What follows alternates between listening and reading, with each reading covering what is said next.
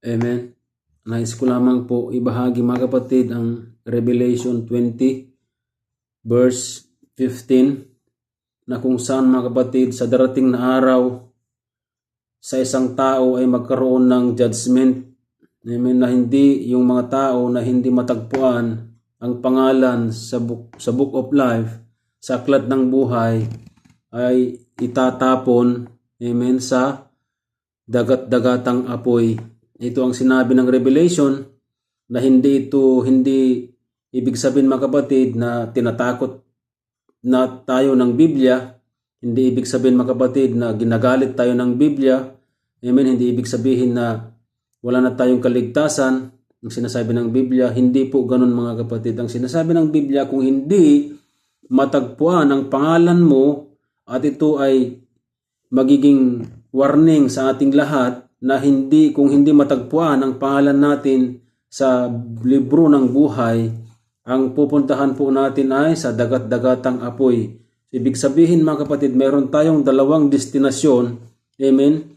Pagdating nung araw, merong dalawa lang ang pupuntahan po natin. Either mamili ka, either eternal life sa bahay ng ating Diyos, kasama mo ang ating Panginoong Diyos, o mahiwalay ka, may tapon ka, amen, sa dagat-dagatang apoy. Habang nandito tayo sa mundo mga kapatid, habang buhay pa po tayo, mayroon pa tayong chance, marami pa po tayong pagkakataon, amen, na mamimili kung saan natin gusto na manirahan o kaya mamuhay doon sa kapiling natin ng ating Diyos Ama, ating Panginoong Hesus, o doon mahiwalay po tayo na sa dagat-dagatang apoy na wala na po itong katapusan. Amen. At ang ibig sabihin mga kapatid, darating na araw mayroon po itong judgment sa bawat tao. Dahil ang sabihin ito, kung hindi nakasulat yung pangalan po natin sa Book of Life, ibig sabihin mga kapatid, ang patutunguhan po natin ay sa dagat-dagatang apoy. Amen. A real judgment is coming sa lahat ng mga tao mga kapatid. Walang makakaiwas sa pagkahatol. Walang makaiwas mga kapatid, makaiwas sa judgment. Natandaan po natin ito mga kapatid, gaano man tayo kayaman, gaano man tayo makapangyarihan sa mundong ito, hindi rin natin makakayang iwasan mga kapatid ang ating Panginoong Hesus. Amen. Kung hindi tayo maniwala sa Kanya, gaano man tayo katanyag, gaano man tayo kayaman, amen, sa mundong ito, gaano man tayo ka-famous sa mundong ito, kung hindi natin mga kapatid, hindi tayo maniniwala sa ating Panginoong Hesus, kung hindi natin siya yayakapin, amen, kung hindi natin sa paniwalaan, receive and believe Jesus mga kapatid, there's a judgment. There will be mga kapatid, a judgment, amen, sa ating buhay. At ang sabi dito, the real judgment is coming. Sa bawat tao mga kapatid, mayroon po itong judgment. Hindi ito grupo-grupo, hindi ito patungkol sa pamilya, kundi patungkol mga kapatid sa sarili mo, individual mga kapatid na paghuhukom po ito. Dahil ang sabi ng Hebrews 9:27, it is appointed, sabi dito, for a man to die once and after that comes judgment. So ibig sabihin mga kapatid, pag namatay po ang isang tao, after ng pagkamatay niya, mayroon pong judgment, mayroon pagkahatol. Ngayon, nagmamatter ito mga kapatid kung saan tayo pupunta, kung ang ginawa natin dito sa mundong ito is to believe Jesus, amen, naniwala tayo sa Kanya, receive Jesus, amen, at sinabi ng sinabi ng John 1:12, if you believe and receive Jesus, you have the right to become a child of God. So, kung receive natin si Jesus, amen, kung sumampalataya tayo kay Jesus, amen, hindi po tayo mga kapatid mahahatulan ng papunta doon sa dagat-dagatang apoy. Amen. Yung mga nagsasabi na halimbawa sa mga tradisyon, hindi tayo may mailigtas po mga kapatid ang tradisyon, ang kultura. Amen. Walang sino man ang makapagligtas po sa atin, even ang pamilya mo, ang asawa mo, wala mga kapatid. Si Jesus lang po ang sa Kanya lang po natin matagpuan ang kaligtasan. Amen. Dahil siya po mga kapatid ang dumating. Amen. Hinubad niya po ang Kanyang glory to step in this earth, mga kapatid, sa lupang ito, to save you and me, mga kapatid, para iligtas ka. Kaya ang sinabi niya doon na, it is finished. Tapos na po lahat mga kapatid. naipako na po siya. Inako niya lahat ng kasalanan natin, dinala sa krus upang hindi tayo mahatulan po ng kamatayan. Yang sabi na sa kanyang ama na patawarin mo sila ama dahil hindi nila alam ang kanilang ginagawa. Natapos na to mga kapatid. Kung maniniwala ka lamang sa ating Panginoong Hesus, hindi yung mga kultura mo, hindi yung mga tradisyon mo ang sinusunod mo, hindi yung mga laya mo sinusunod mo, hindi yung mga kayamanan mo, dan ka nakasandal mga kapatid, maliligtas ka. Ito po mga kapatid ang paalala ng ating Panginoong Hesus. Believe and receive Jesus, you have the right to become a child of God. Walang judgment mga kapatid ang maganap sa iyo. Mahatulan ka, pero pupunta ka doon sa tabi. Amen. Pupunta ka sa bahay ng ating Ama. Eternal life ang kapalit mga kapatid. Many people's judgment today is a myth. Maraming naniniwala mga kapatid ang judgment ngayon ay parang hindi totoo. Amen. It is a myth. Amen. But the scripture is clear, every soul will stand before God. Kasi ang sabi niya dito sa Hebrews 9:27, it is appointed man to die once. Isang beses lang mamatay isang tao, but after mga kapatid ang kamatayan, that comes judgment. Mayroon darating na paghuhukom. Amen. So hindi ito na kapatid patungkol sa sinabi ko kanina na mga pamilya, mga kamag-anak mo, hindi ka maligtas niyan. Amen. Every soul will stand before God. Every soul, individual yan mga kapatid. Hindi ko rin pwede mga kapatid na ipadrino yung mga pamilya ko, ipadrino kung sinong kaibigan ko.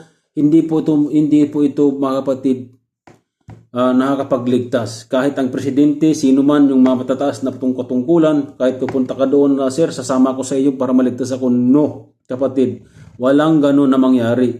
Not nations, but individual. Amen? Walang pamilya, but every heart, mga kapatid. Lahat, amen, ng tao, mahatulan po ito, haharap sa Diyos, mga kapatid, ng isa-isa.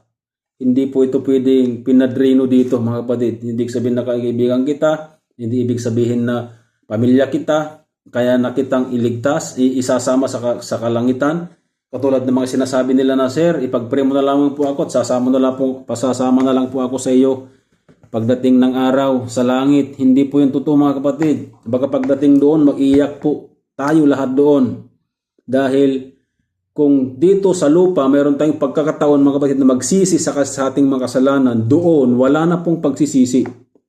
Wala na pong chance. Yun na yung last mga kapatid. Yun yung dead end na po ito. Wala na po itong bawian. Wala na po itong Lord, saka muna kasi marami pa akong kasalanan, babalik muna ako. No mga kapatid, wala na pong mangyaring ganun. Amen. Pero tandaan po natin mga kapatid, God is loving. Mapagmahal po ang ating Diyos mga kapatid. Gaano man tayo makasalanan, amen, mahal na mahal po tayo ng Diyos. Kaya ibinigay niya po ng kanyang anak, amen, upang bayaran niya ang ating kasalanan, upang tubusin niya po tayo sa ating mga kasalanan. But He is also holy and just. Love does not cancel justice. It is fulfilled. It's mga kapatid. Pinulpil ng Diyos, amen, true love, amen, sa pag-ibig ng Diyos sa atin mga kapatid, pinulpil niya po lahat ng pangako ng Diyos.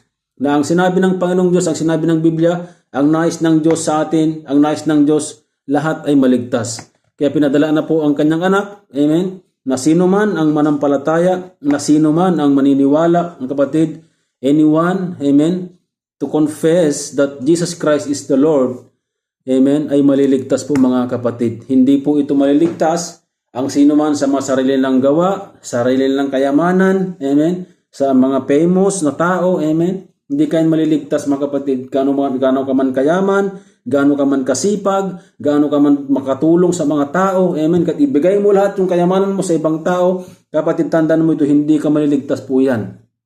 Nilang sabi ng Isaiah, all our righteousness deeds are like filthy rags. Lahat po ng ginagawa nating kabutihan kapatid, hindi ka maliligtas yan. Ang sabi ng Biblia is just like a filthy rags, mas madumi pa sa basahan ang iyong ginagawang kabutihan. Bakit mga kapatid? Dahil kung kahit gaano ka man tumulong, gaya man milyon-milyon ang tinutulong mo sa tao, kung wala kang Jesus sa puso mo, walang puwang si Jesus sa puso mo kapatid, ikaw pa rin ang pinakamaduming tao sa mundo.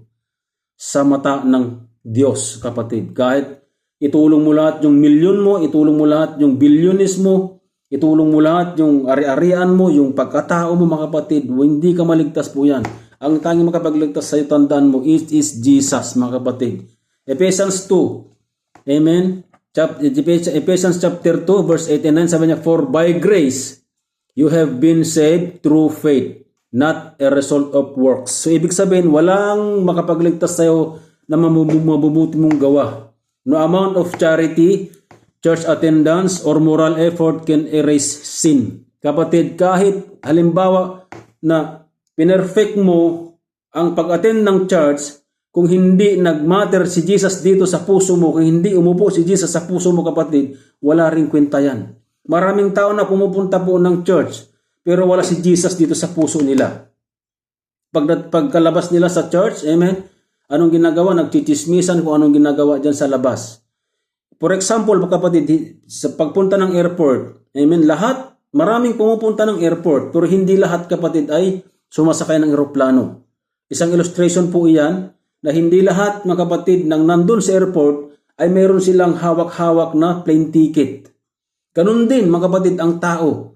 Hindi lahat ng nagpupunta ng church, hindi ibig sabihin na lahat sila mapunta ng langit, kapatid. Hindi ibig sabihin na pumunta sila lahat doon sa ating Diyos. Amen. Kung lahat ng nagpupunta ng church ay isa yung adhikain nila, isa yung pinapanampalatayanan nila, isa yung sinusunod nila, kapatid, si Jesus. Amen.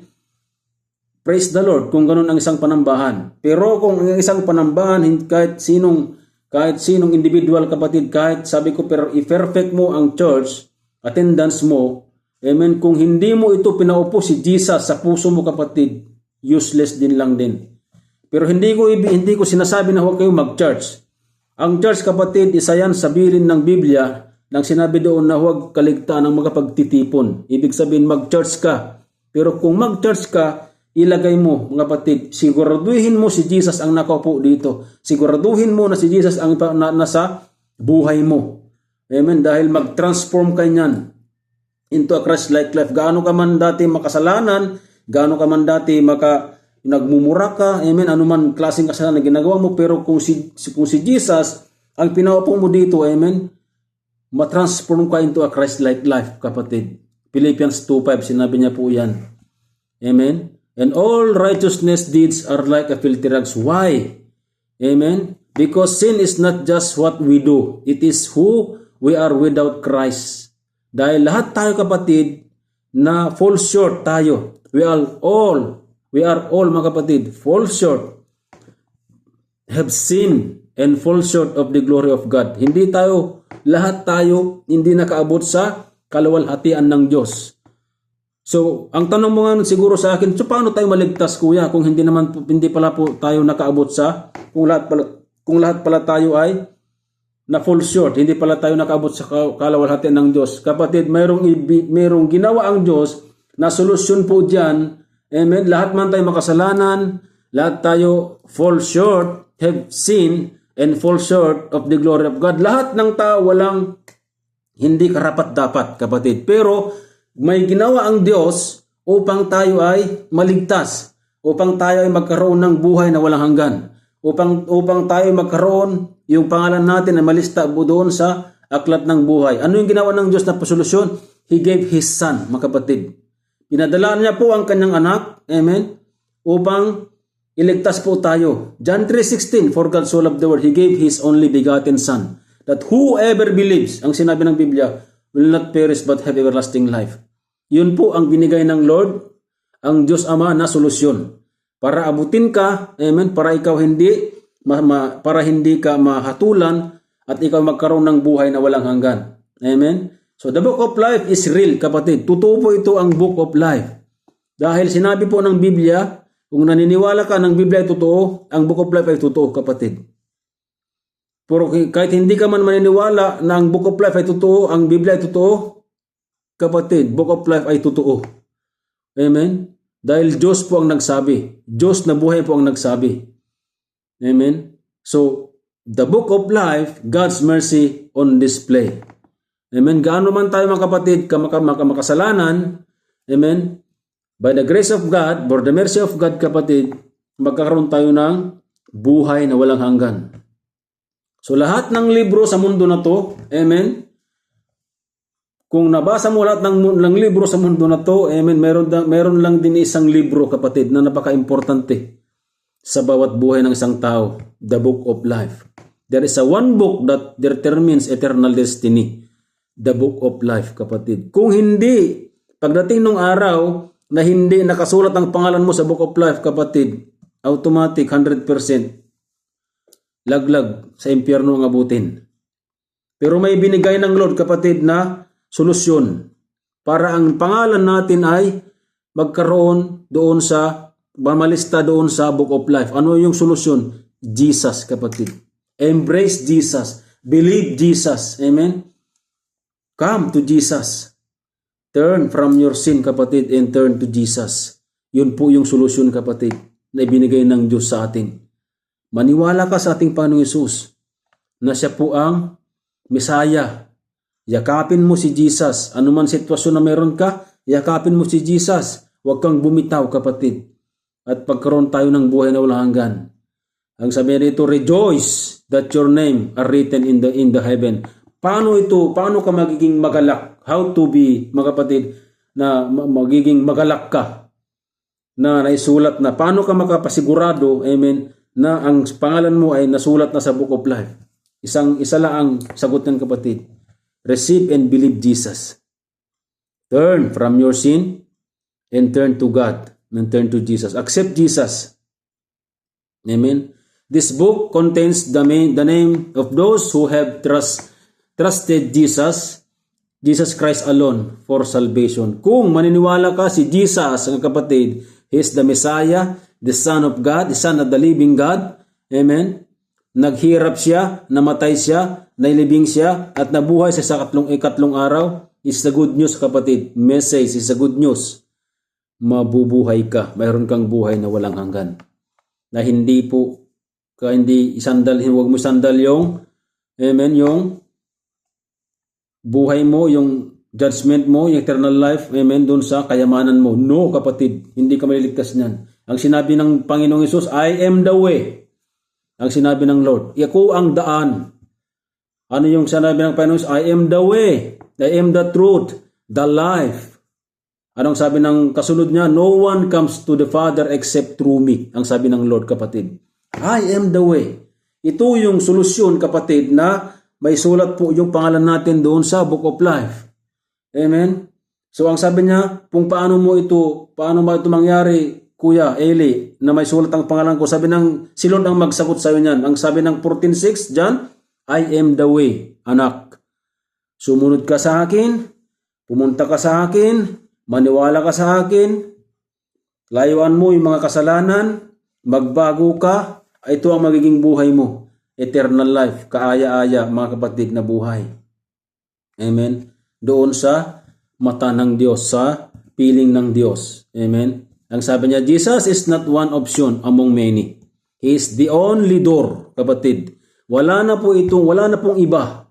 Wala nang ibang paraan. Amen? Wala na po ibang daan, kundi si Jesus lang. Kasi ako ang daan. I am the way.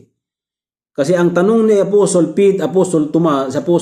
si Thomas, kapatid, sa kanya, paano kami makakapunta sa pupuntahan mo? Amen? Ano ang daan? Ituro mo sa amin ang daan. Ang sabi ng Lord, I am the way, Thomas. Katulad din, kapatid, ang Panginoong Hesus, I am the way, anak, na makapunta ka doon sa langit. So wala na pong, mga kapatid, ibang daan kundi ating Panginoong Hesus. So it is not, sabi ko kanina, na Jesus is not one option among many. He is the only door. John chapter 10 verse 9, ang sabi, I am the door. If anyone enters by me, sabi ng Lord, he will be saved. Enters by me, ibig sabihin, kapatid, maniwala ka, receive Jesus, ipamuhay mo siya, kapatid, ipamuhay mo ang kanyang salita. Katulad ni Apostle Paul, ang sinabi niya doon na, imitate me as I imitate Christ.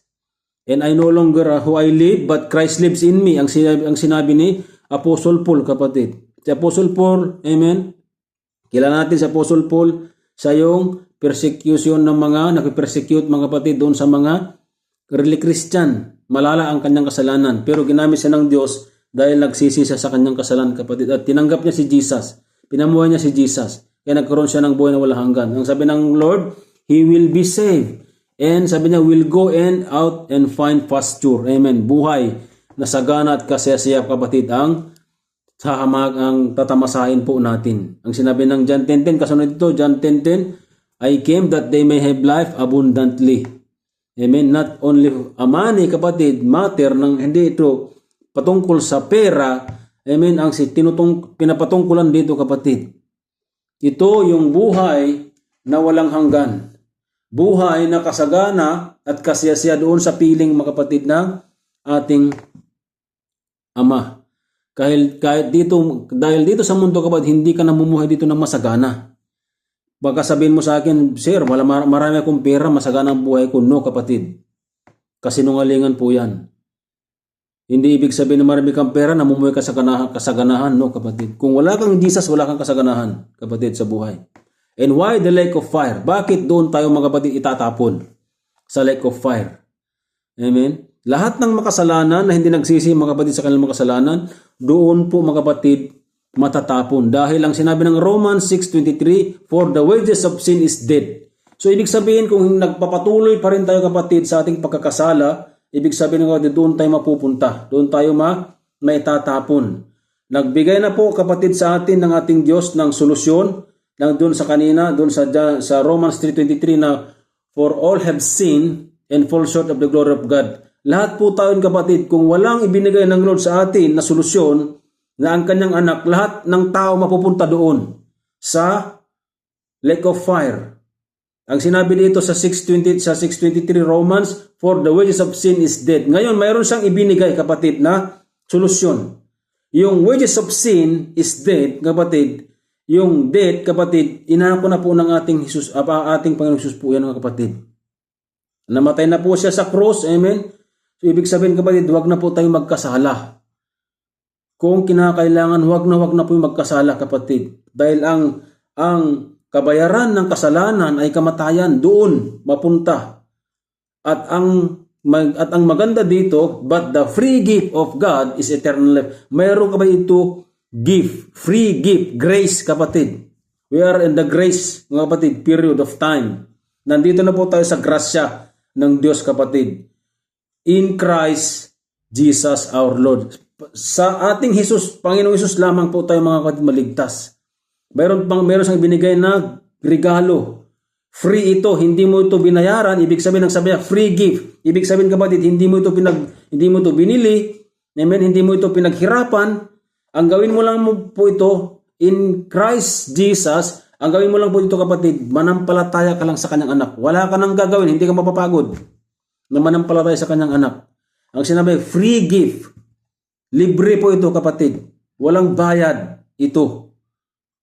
Ang gawin mo lamang, manampalataya ka sa kanyang anak na ibinigay niya para sa kabayaran ng kanyang kasalanan. Hell is real, but so is the cross.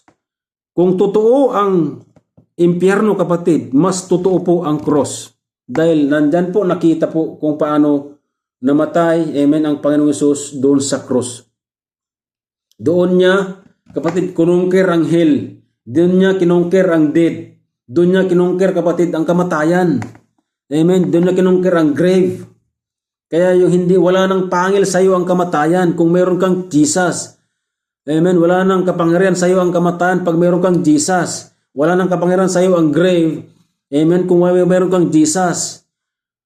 Tandaan po natin, mga kapatid. The lake of fire shows the seriousness of sin. The cross shows the depth of God's love. Amen. Dahil meron tayong Christ, tinanggap natin si Jesus, amen, wala na po tayo, kapatid, puwang doon sa impyerno. Wala po tayong bahagi sa impyerno. Kundi meron tayong bahay doon sa ating Ama. Dahil ang sabi ng Panginoon sa John, sabi niya, I will go, pupunta ako doon, sabi niya, alis ako at mag-prepare ng bahay para sa inyo. Ang sabi ng Lord, in my Father's house, there's a lot of mansion. Amen. And I will go and prepare a place for you. Ang sabi ng Panginoon, and ang sabi niya doon, kung matapos ko, sabi niya, I will come back, sabi niya, and take you, amen, at doon kayo manirahan kung saan ako nakatira. Amen. Doon, kapatid, mapupunta yung mga tao na ang pinasanampalataya nila, ang tinanggap nila ang ating Panginoong Hesus. Sumandal sila sa ating Panginoong Hesus, kapatid. Receive and believe Jesus. Ang sabi ng Biblia, you have the right to become a child of God. Amen, kapatid. John 1:12. Tandaan po natin yan. 2 Peter 3:9. The Lord is not wishing that many should perish. Tandaan po, kapatid. Hindi loobin ng Diyos, kapatid. Hindi kalooban ng Diyos. Amen. Hindi niya kagustuhan ng Diyos, kapatid, na lahat tayo ay sana, kapatid. Hindi kalooban ng Diyos, mga kapatid, tayo ay maparusahan sa ating mga kasalanan. But that all should reach repentance. Ang gusto ng Diyos sa atin, mga kapatid, sa mga kasalanan po natin para tayo maligtas, para hindi tayo, mga kapatid, mapunta doon sa lake of fire. Ang nais ng Diyos ay tayo mag-repent, kapatid. Repent. Ang sinabi ng Biblia, kapatid. And even Jesus, even si John, ang unang pinangaral, kapatid, repent. Turn from your sin and turn to God. Jesus also, kapatid, turn and repent and be baptized. Peter also, kapatid, repent and be baptized. Ang sinabi ng Biblia, kapatid, repent sa ating mga kasalanan. Repent. Mag-repent po tayo, kapatid, habang maaga pa. Dahil meron na pong cross. Tapos na, kapatid, ang cross. Tapos na si Jesus na ipako. Amen? The cross, kapatid, yun yung binigay ng Diyos. O sabi niya, at the cross, judgment fell. Not on us, but on Jesus, kapatid. Receive Jesus. Huwag tayong sumandal sa ating mga tradisyon, sumandal sa ating mga kultura, kapatid. Huwag na. Your name can still be written. Gaano man, mga kapatid, tayo makasalanan, habang buhay po tayo, amen, your name can be still written, kapatid, in the book of life. Buhay ka pa. Buhay pa tayo, kapatid. Meron pa tayong pag-asa. Hindi natin alam bukas. Lalayo na tayo. Hindi natin alam bukas. Mag-depart na po tayo sa mundong ito. Today, kapatid, ngayong araw, pag mapakinggan mo ang salita ng Lord, don't harden your heart, kapatid. Receive Jesus. Receive Jesus. Huwag mong sabihin na, sir, naniniwala man ako may Diyos. Amen. Lahat ng tao naniniwala may Diyos, kapatid. Don't follow Jesus afar, mga kapatid. Huwag mong sundan ang ating Diyos, kapatid, ng malayuan. Katulad ni Peter, sinundan niya si Jesus na malayuan. Amen? Nung siya'y nahuli ang ating Panginoong Hesus. He followed Jesus apart, mga kapatid. Don't follow Jesus apart. Close to Him. Mamuhay ka sa ating Panginoong Hesus, kapatid. Accept Him. Hayaan mong umupo sa puso natin, kapatid. Huwag mong hayaan na mawala ang Diyos, ang kanyang pag-ibig, ang kanyang espiritu sa iyong buhay, sa iyong puso. Dahil po yan po, kapatid, ang tanda na anak ka ng Diyos, ang banal na espiritu. Amen. 2 Corinthians, amen yan, 5:21, sabi niya, for our sake, He made Him to be sin, who knew no sin. Wala siyang kasalanan, kapatid, pero ginawa siyang makasalanan. So that in Him, we might become the righteousness of God. Amen? Napakabuti yung Diyos, kapatid. Si Jesus dumating sa rito na walang kasalanan. Pure, mga kapatid. Walang kasalanan, walang bayad ng kasalanan, hindi siya nagkasala. But, sinabi ng Biblia, for our sake, amen, He made Him to be sin, who knew no sin. Dahil wala siyang kasalanan. So that in Him, sabi niya, we might become the righteousness of God. Amen. So when Jesus cried, it is finished. Tapos na. John 19:30, kapatid. Basahin po yan. He paid the full price for sin. Sa iyo at sa akin, kapatid, natubos na po tayo. But bakit? Amen. Bakit? Patuloy pa rin tayo sa ating kasalanan. Salvation is not earned. It is received. Who? Jesus, kapatid. Jesus, kapatid. Tandaan po yan. Wala na pong iba. Huwag natin pagmalikan na, sir, mayroon akong tradisyon, mayroon akong church na inatinan. Amen. Sir, ganito ginagamit sa church. Amen, kapatid. Pero ang tanong, nakasentro ba si Jesus? Si Jesus pa nandito sa puso natin. Siya ba nakaupo dito sa puso natin, kapatid? Romans 10:9. If you confess with your mouth that Jesus is Lord and believe in your heart, kapatid, that God raised Him from the dead, you will be saved. Sabi niya, if you confess with your mouth, kapatid, mahirap mong i-confess, mahirap mong ipalaganap, kapatid, mahirap mong isigaw ang ating Panginoon Hesus kung hindi siya nakapo sa puso mo, kapatid. Kahit sabihin mo naniniwala kang may Diyos, kahit sabihin mo naniniwala ka sa Panginoon Hesus, kung hindi nakaupo sa puso mo, you never, kapatid, shout Jesus sa iyong bibig. You never confess, kapatid, Jesus sa iyong bibig. Tandaan yan. Kaya sabi niya, if you confess, kasi mahirap, kapatid, na mag-confess without Jesus sa ating mga puso, kapatid. Magiging pipi ka lang. Ang lumalabas sa bibig mo, mga makamundo. But if you confess Jesus, kapatid, amen, na kung si Jesus na nasa puso mo, kapatid, ang lumalabas sa bibig mo, puro Jesus, kapatid. Magaganda patungkol sa ating Panginoong Hesus. Amen. Sabi niya, Jesus is the Lord, and believe in your heart. Believe in your heart that God raised Him from the dead, you will be safe, kapatid. Kaya yung sabi ko kanina, gospel. If you believe the good news, the gospel, sabi niya, God raised Him from the dead. Kung maniniwala ka, si Jesus ay dumating sa mundo, naghirap siya, pinahirapan siya, pinako sa krus, amen, namatay siya, nailibing siya, at nabuhay, at naresurrect siya. Kung naniniwala ka dyan, kapatid, buo, na paniniwalaan mo yan, wala kang alinlangan, kapatid, mapupunta ka sa langit. If you believe in your heart, kapatid, not in your lips, not in your mind, in your heart, kapatid. Dahil maraming nagsasabi na, sir, naniniwala ko na si Jesus dumating. Sir, naniniwala ko mayroong Diyos.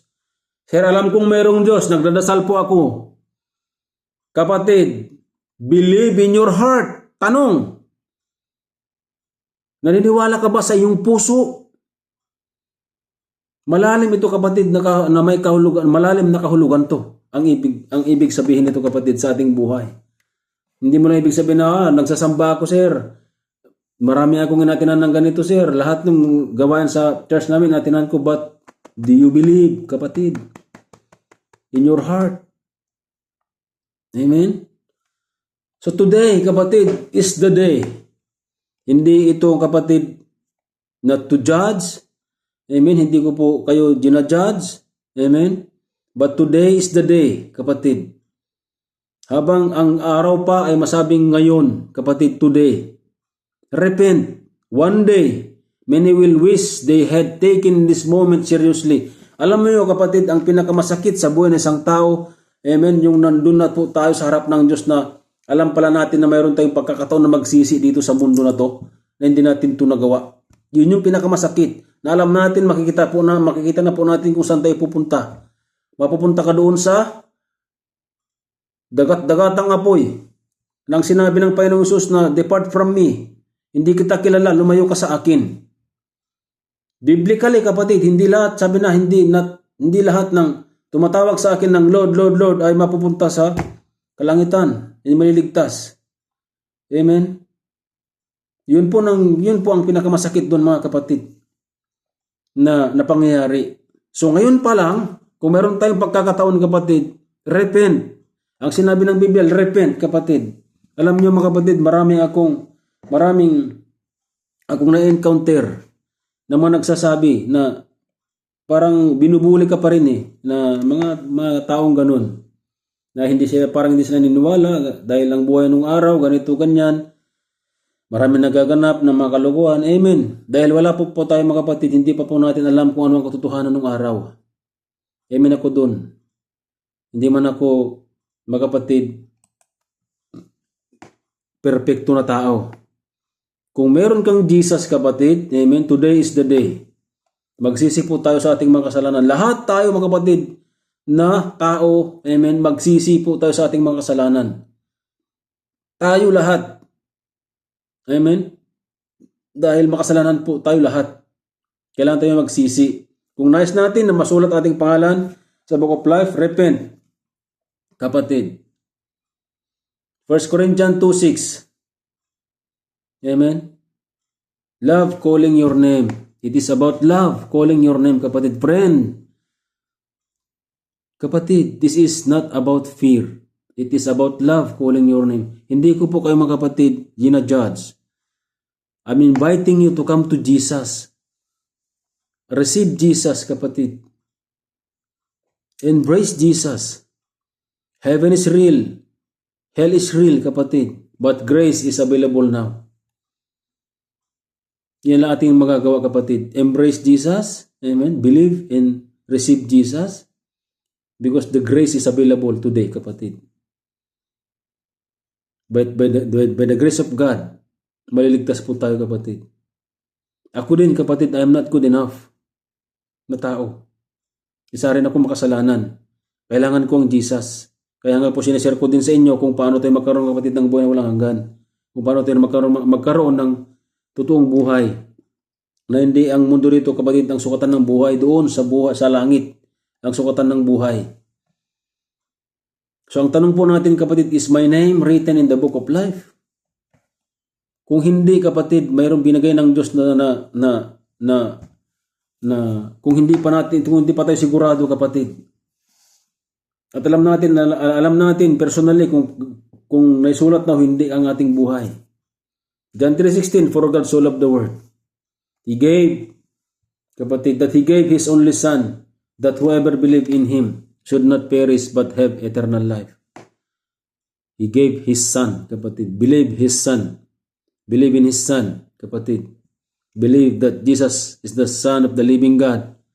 Jesus, amen, is the Messiah, is the Christ. Namatay siya, kapatid, ng dahil sa iyo at sa akin, sa ating makasalanan. Ngayon, kapatid, kung ang puso mo, if your heart, kung mga kapatid ay nakukonvict ka, pray and accept Jesus today. Run to Jesus. Not run from Jesus, mga kapatid. Run to Jesus. Come to Jesus, kapatid. Trust His blood. Surrender your life, kapatid. Because one day, only one thing will matter. Your name.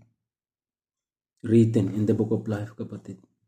Huwag kang papayag na ang pangalan mo hindi masulat sa buhay mo sa book of life. Meron nang binigay ang Diyos, kapatid, ng solusyon. Na ang pangalan mo ay masulat sa book of life. Ang kanyang anak. Receive Jesus, kapatid. Embrace Him. Repent from your sin and turn to Jesus. Huwag kang pahawak sa anuman tradisyon, anuman kultura na meron sa mundong ito. Ang mundo nito, kapatid, mawawala din ito. Ang tradisyon mawawala, but Jesus eternal life. Eternal si Jesus. Huwag tayo sumandal sa anumang meron tayo sa mundo na ito na pansamantala.